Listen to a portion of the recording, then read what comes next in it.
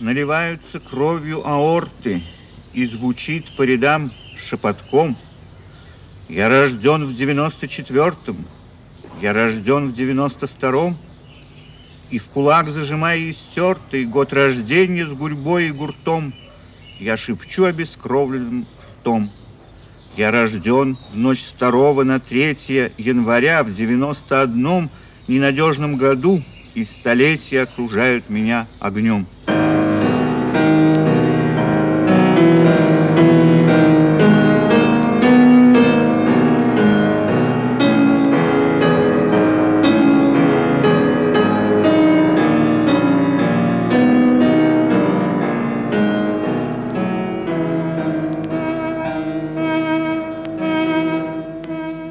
On the 3rd of January 1891, the Russian poet Osip Mandelstam was born as son of a prosperous Jewish family. His father was a leather merchant, his mother a piano teacher. He spent his childhood in Petersburg, where he went to school, studied French, and began to write.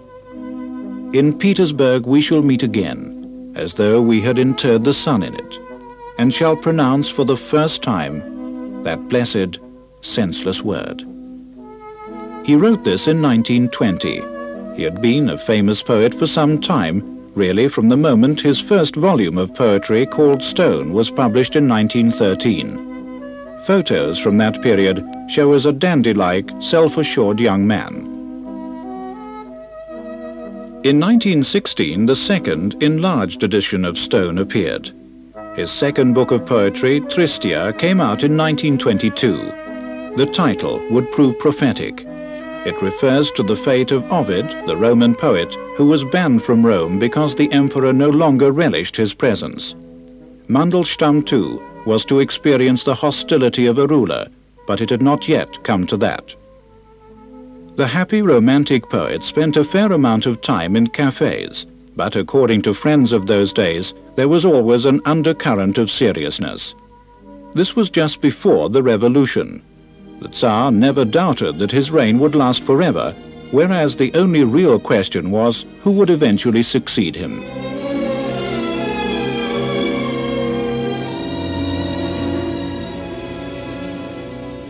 Hunger was not interesting,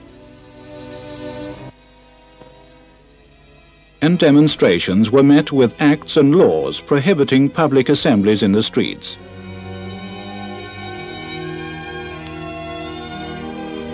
It did not help the Tsar. The power of the people was not to be stopped, neither with paper nor violence. But even after the fall of the Tsar, violence continued at the same rate.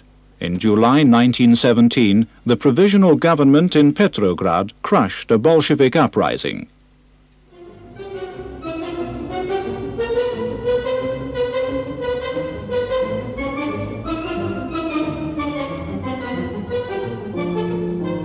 As a young man, Mandelstam had admired the Red Guard and had thought of joining the terrorists. But by this time, he had learned to despise violence and terror, irrespective of what political color went with it.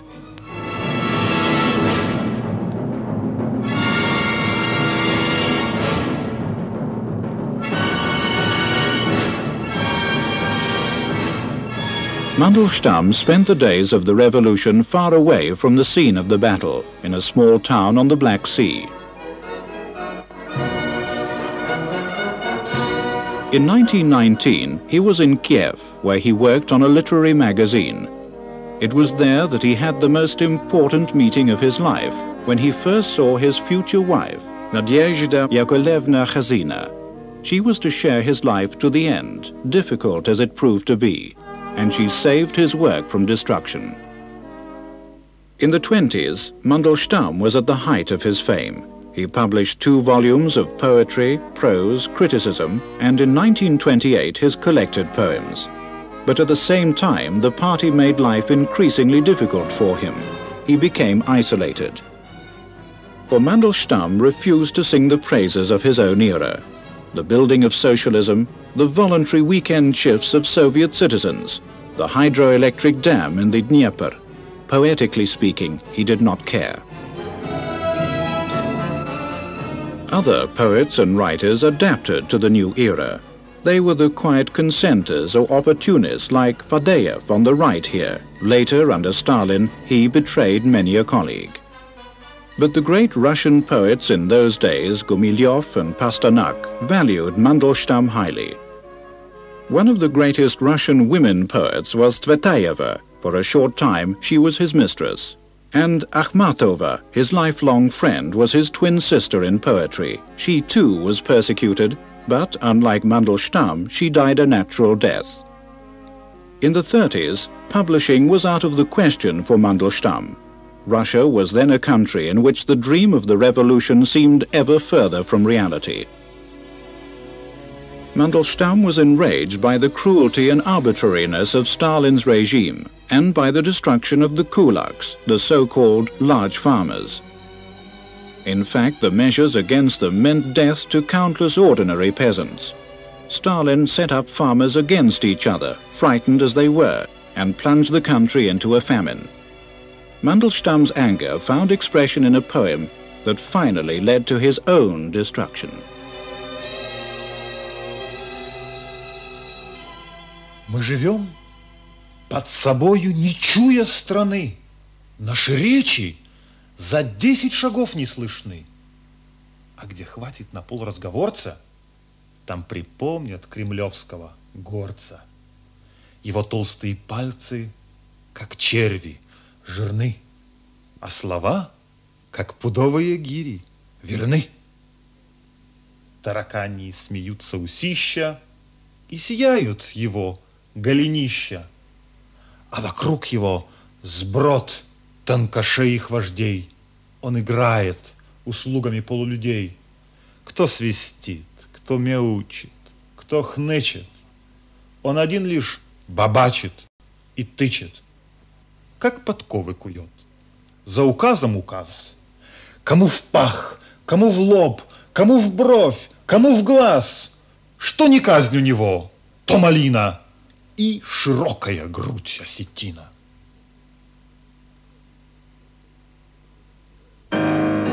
In 1934, Mandelstam was arrested on the strength of this poem, which he had only read to a few friends. In the notorious Lubyanka prison in Moscow, he was interrogated and, without any form of trial, sentenced to 3 years' exile in the north.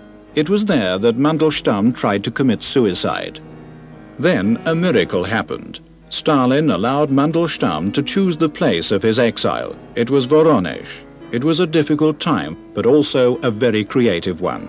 Anna Akhmatova, who visited Mandelstam, commented, "And in the room of the exiled poet, fear and the muse stand watch in turn." In 1937, Mandelstam returned to Moscow, but he was not allowed to stay. He started a wandering existence, moving from one town to another, hunted and without means of survival. On the 1st of May 1938, after he had been admitted to a sanatorium near Murom, a so-called act of charity on behalf of the Writers' Union, he was again arrested. And again, without any form of trial, he was condemned to 5 years forced labor. No one ever heard from him again, apart from his brother Alexander, to whom he wrote a letter from the camp.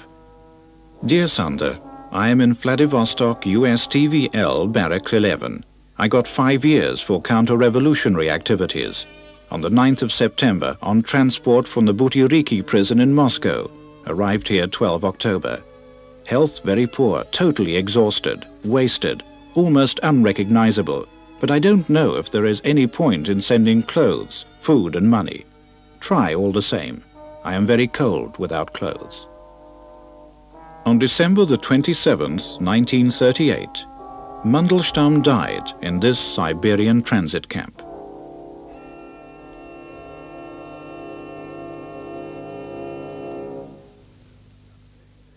His widow, Nadeshda Yakovlevna, survived him for many decades. For 20 years, she herself lived in constant fear of arrest, as the widow of Mandelstam, who had been sentenced as a counter-revolutionary and a Jewess into the bargain. For 20 years, she kept Mandelstam's poems, learned them by heart, and hid copies in secret places. At last, she managed to smuggle them abroad, where in the 60s the first edition of Mandelstam's work, as complete as possible, appeared in 3 fat volumes.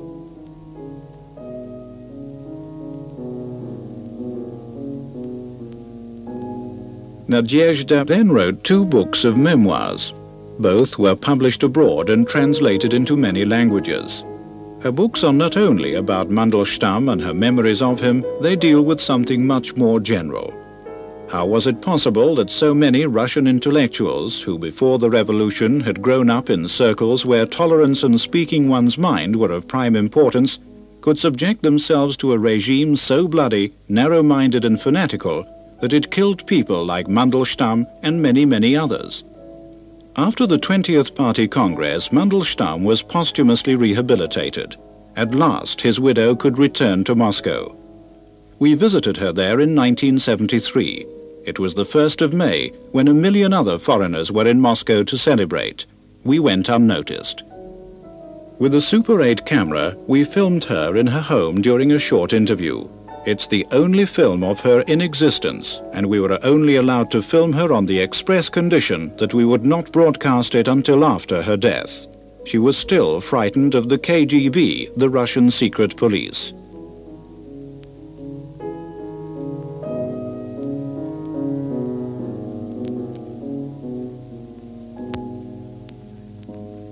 The 1st of May, the day we spent with her, turned out to be a day in the life of Nadeshda Mandelstam with a very special meaning. First of all, I want to tell you that today is a date for me, the 1st of May. He was arrested for the 2nd time, the 1st of May. Since then, it had been a long, lonely life, without anybody, without any friends. I was among enemies, simply. And I had to live this life. It was very difficult. For 6 or 7 years, I lived in this place. And here I have found many friends, but not of my generations. Everybody is younger than me. Only young people are around. The old ones are still enemies. For example, the writer Kaverin, who wrote me a horrible letter about my book. He took offense about Tinyanov. He thought that I hadn't treated Tinyanov so as he did. It shows that we don't need any liberty of thinking or writing. Nobody can stand that another man or woman have another opinion than he has. The letter was horrible. One can't address such a letter to an old woman. But he did it. And another woman, Lydia Korneyevna Chukovskaya, is writing a book against me. I wish I could see it. It will be very comical. He is righteous. She is always right. It is her first idea. Nobody can be right but her. What can I tell you about Mandelstam, if you know nothing about him? That he was a very fine man, that we laughed very much together. It was never dull with him, and we were very happy, even in the most horrible times. It was not because of me, but because of him.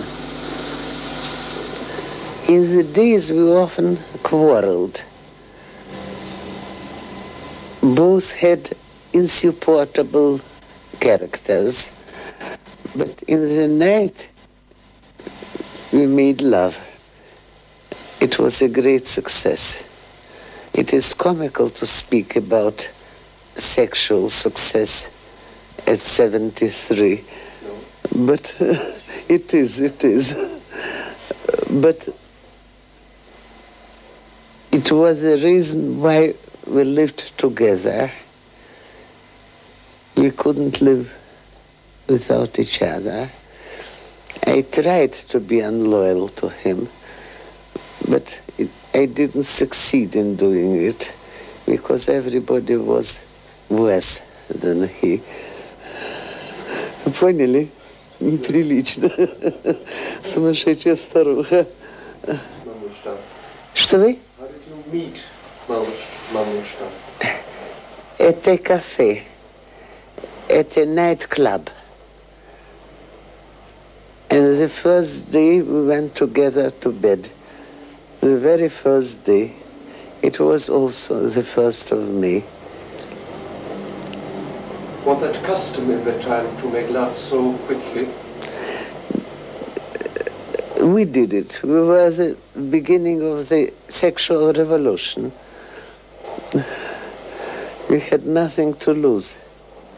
I didn't want to marry anybody. I didn't want to marry Mandelstam.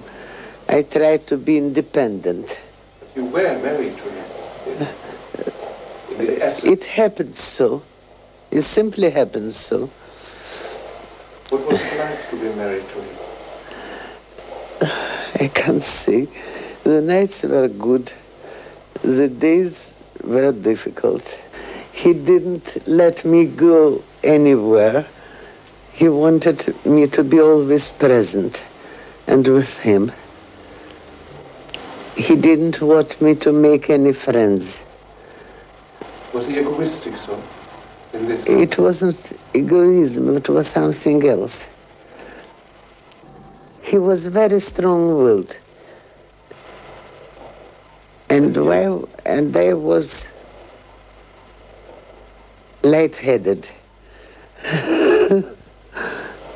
So it was a bit difficult.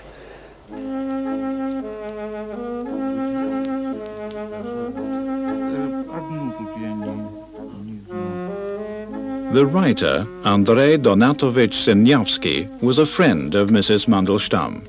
He is quite well known in Russia as a literary critic. He edited the most important Russian edition of Pasternak's poetry.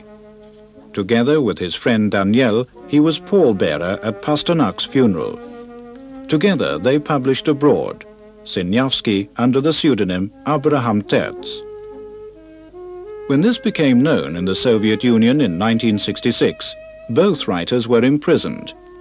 It was the first trial in that country where writers were officially accused and tried on the grounds of what they had written. There were protests from all over the world, but both writers were sentenced, Sinyavsky to 7 years.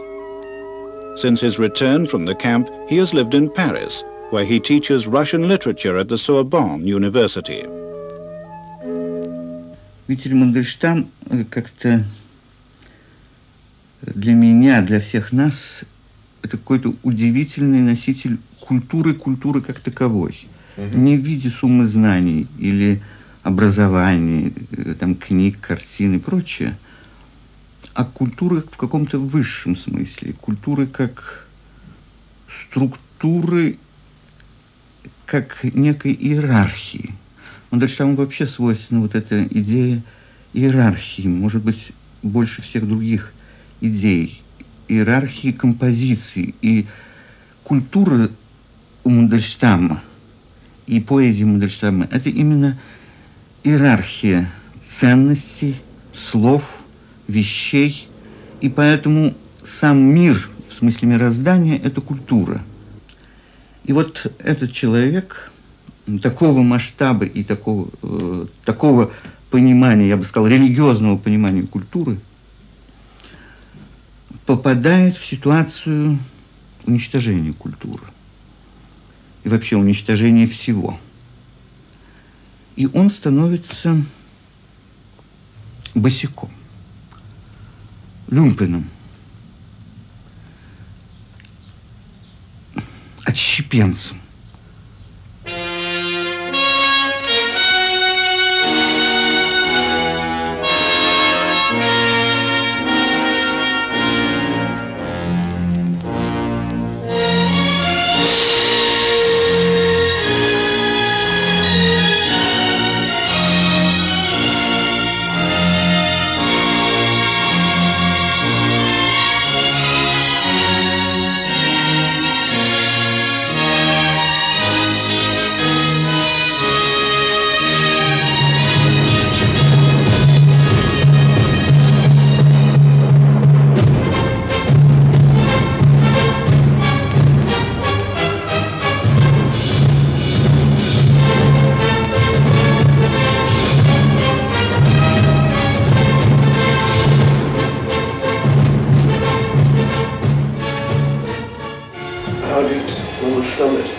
Appreciate the revolution in the beginning. He has written about it. He had written about it. In what book? In poems and so on. He thought that it would be a democratic state. Afterwards, he understood that it was quite the other way. That he hopes that it could be. In the beginning, he did. In the 30s, he understood that it couldn't be.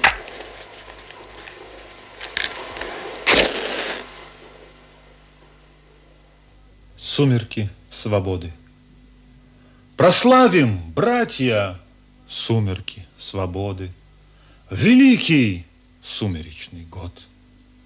В кипящие ночные воды опущен грузный лес тенет. Восходишь ты в глухие годы, о солнце, судья, народ. Прославим роковое бремя, которое в слезах народный вождь берет. Прославим власти сумрачное бремя, ее невыносимый гнет. В ком сердце есть, тот должен слышать. Время, как твой корабль, ко дну идет. Мы в легионы боевые связали ласточек, и вот не видно солнца, вся стихия щебечет, движется, живет. Сквозь сети сумерки густые, не видно солнца, и земля плывет. Ну что ж, попробуем огромный, неуклюжий, скрипучий поворот руля. Земля плывет. Мужайтесь, мужи, как плугом океан деля. Мы будем помнить и в литейской стуже, что 10 небес нам стоила земля.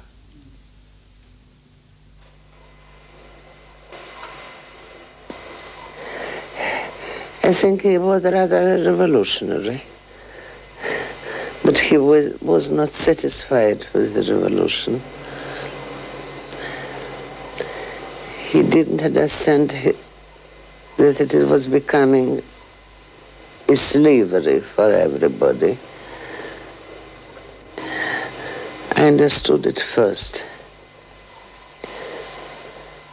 Why was it at first that Mandelstam was not allowed to publish? It was very early, in 1923. It was the beginning of his silence. And why was that first? Why? Because he was другого теста. Из другого теста. From a different mold. From a different mode. He was not a Soviet writer. And he didn't want to lie. So he simply couldn't lie.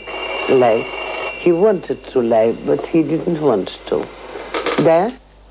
Да, Юраша. Здравствуйте, милый. The main feeling was a great pity for him because he was surrounded by enemies, and the main enemies were the writers and the poets, the so-called poets. They always said, why can't he do as we are doing? But he couldn't. He was another kind of man. There could be no common language between them, because Mandelstam lived by ideas which had been erased from the minds of his contemporaries and denounced as outmoded obscurantism. Like the builders of the Tower of Babel, they had begun to speak in different tongues. Mandelstam had no hand in the building of the tower, and little wonder, therefore, that its builders found him incomprehensible. The builders of the tower, whether knowingly or not, played a part in all the crimes of the age. To carry out crimes on this scale, those responsible had to feel confident of unwavering and sympathetic support in the rear. Some of the builders of the tower, though they were few and far between, and I knew none of them, had second thoughts, and many perished in 1937.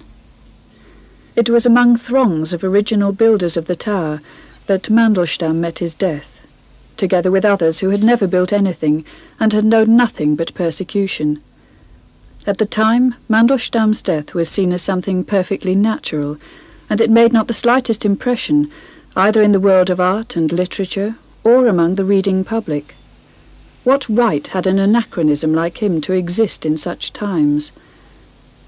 For the right to live, one had to pay due tribute to ideology and the prevailing style.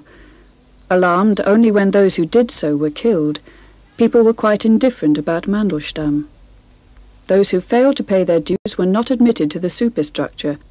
All they could hope for was a bunk in a labour camp, though in our camps, as in the German ones, there were not even bunks, only bare boards. I would have gone to a labour camp rather than lived in a writer's villa, but for Mandelstam I would have preferred anything to those accursed barracks at the far end of the earth, with their suffocating stench, filth and typhus, lice, hunger and degradation, terror, armed guards, watchtowers and barbed wire. After this, to lie in a mass burial pit with a tag on your leg meant deliverance and peace. How is it possible to live when these thoughts are always with me? Вот после 82-й книги Надежды Яковлевны московская интеллигенция разделилась. Одни были за нее, другие против нее. Она многих задела в этой книге. Причем задела, так сказать, людей уважаемых, достойных, а не просто каких-то негодяев. И обиды были такие, ну как же, вот среди либеральной, условно говоря, интеллигенции. Ну как же, мы вот изо всех сил старались, там вот кому-то помогали, там, кому-то даже деньги там переслали, кому-то там у себя на даче позволили жить из гонимых. А она о нас вот пишет так, как будто мы приспособленцы к власти, как будто мы шли всегда путем компромисса и так далее. Но действительно они шли путем компромисса. Здесь я сторонник Надежды Яковлевны в этом разделении, как можно догадаться. У нее другая точка отсчета, внутренняя, психологическая, и поэтому у нее такие резкие оценки. У нее мысленно, постоянно в ее книге, точка отсчета – это яма, общая могила какая-то, куда брошен Мандельштам с биркой на ноге.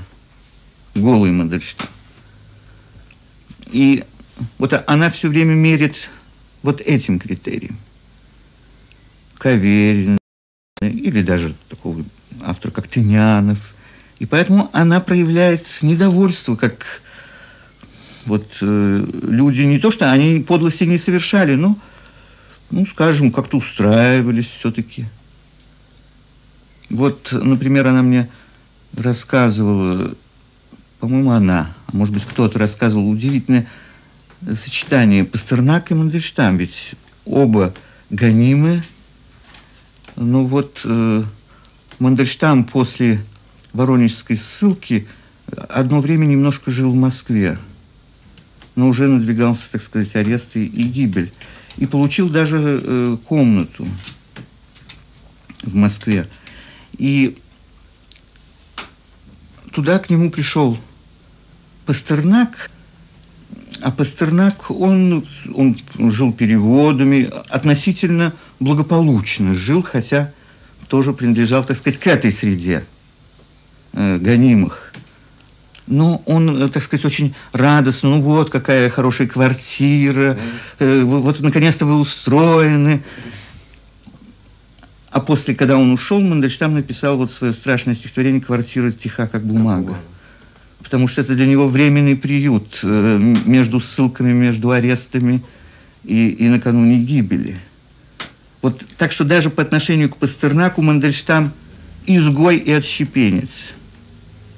Отщепенец среди отщепенцев. Квартира тиха, как бумага, пустая, без всяких затей. И слышно, как булькает влага по трубам внутри батарей.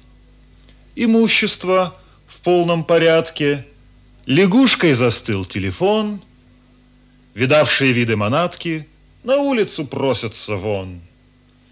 А стены проклятые, тонкие, и некуда больше бежать. А я, как дурак, на гребенке обязан кому-то играть.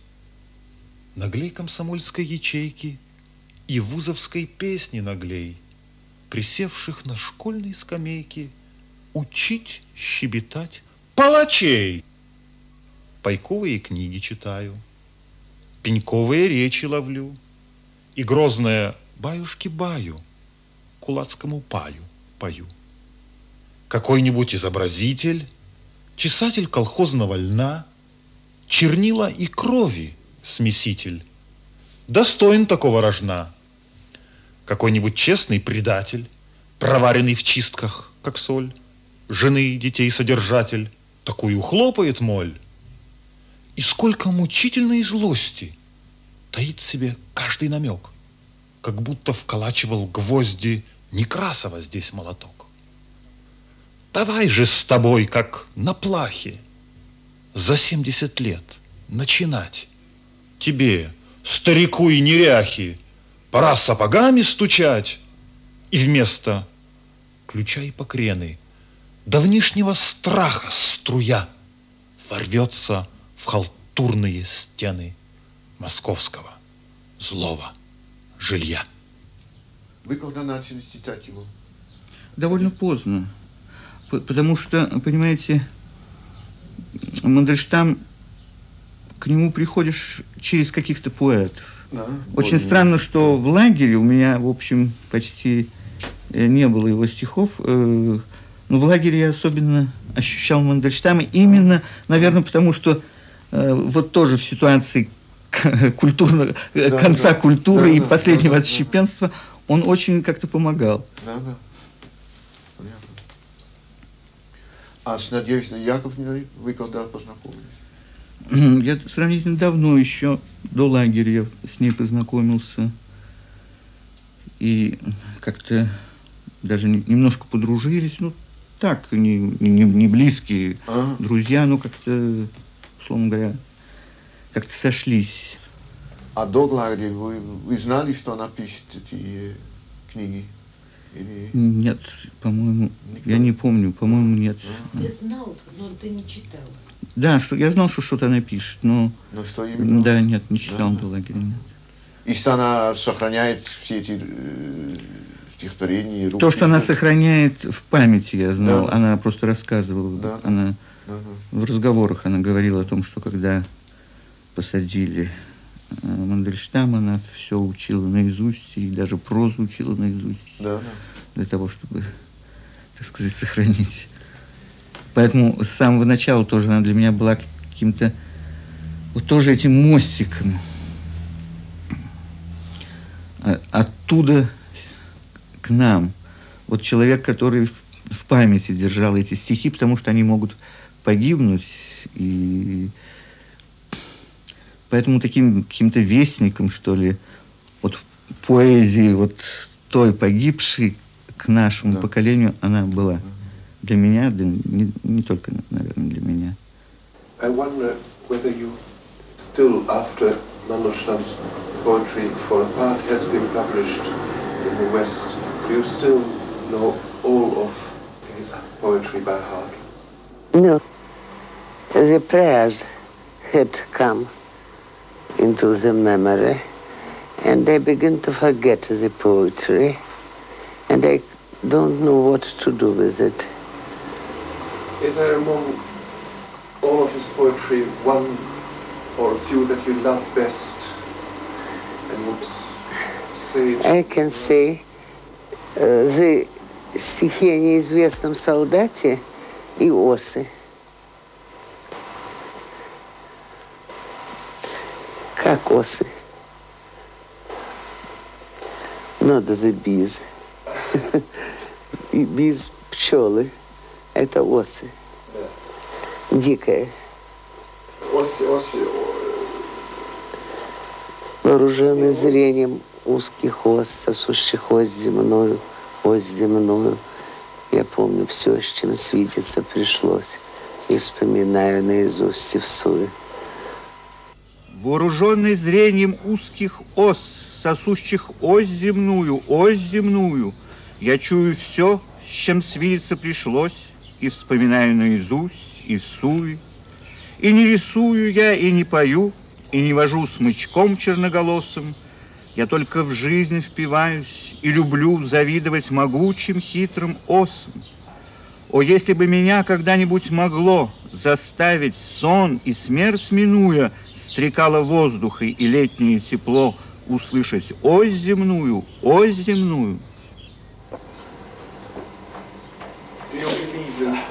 Did Mandelstam believe in the power of the written word? The power of written word? Yeah. I think nobody believes in it after Dostoevsky, because if they haven't heard Dostoevsky, whom would they listen to?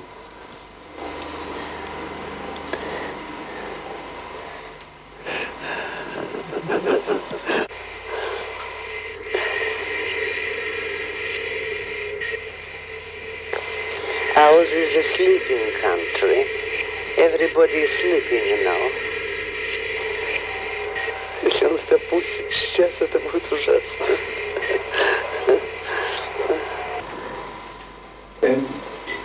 You write a lot about Christianity in both of your books, but what did it mean for you or for Mandelstam to be a Jew? It didn't mean anything, simply that we were Jews. Nothing else. And that we were Russian Jews.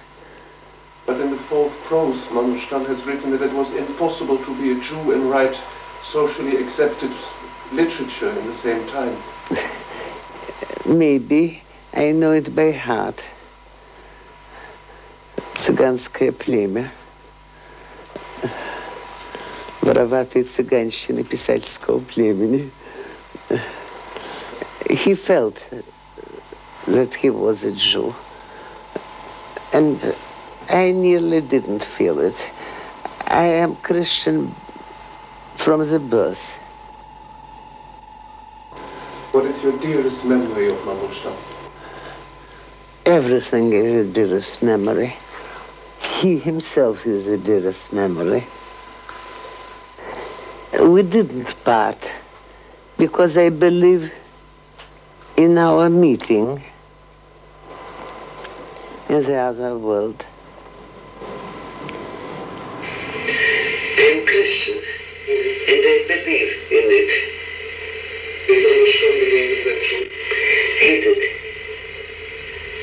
He did. He even wrote it to me. Любил его никто не отымет. In my will, in the letters. Да, я думаю, что Советский Союз прекрасно мог бы существовать, и советское общество, и советская литература не убивая Мандельштама. Это было совершенно не нужно для сохранения этого режима. Тут другое дело. Дело ведь в том, что советское государство расправляется не просто с противниками или с врагами режима, а просто с другими, с непохожими людьми на этот режим. Потому что ведь, с моей точки зрения, суть вот этой государственной идеологии, и, соответственно, уже это притворяется в жизнь, это похоже, ну, я бы сказал, на церковное понимание вещей. Но только церковь здесь без Бога. Но так же, как внутри церкви, церковь же церковь не развалится от того, что, скажем, существует Пушкин. И, в частности, церковь терпела вполне Пушкина. Но так как советская идеология охватывает все и не оставляет ни малейшего выхода, это все равно, что как бы церковь, скажем, включила Пушкина в число молитв, а в Советском Союзе можно только молиться и произносить заклинания. И поэтому человек другого склада, причем очень неуступчивый, не идущий на какие-то сделки стилистические, вот остающийся самим собой, для него все равно, что дьявол. И поэтому советское государство уничтожило Мандельштама. Я не могу себя назвать, скажем, антикоммунистом, хотя я совсем не коммунист, не марксист. Ну, потому что я не могу даже себя назвать противником этого режима. Потому что я не политический, не общественный деятель. И у меня, как и у многих других русских, к коммунизму только, собственно, две, что ли, просьбы. Не убивайте людей, первая, и вторая просьба, дайте свободу людям думать, говорить, писать, печатать то, что они хотят. Вот и все. А какой будет режим, все равно. Вот. Но дальше, конечно, меня донимали вопросами и спрашивали, а все-таки что я лично... Вот завтра во Франции приезжает коммунизм, что я лично сделаю? Ну, я отшутился, но до некоторой степени это так и есть. Я сказал, что, ну, конечно, наверное, для храбрости бы сначала выпил, а потом бы стал придумывать себе другой псевдоним вместо Абрама Терца. Что еще остается?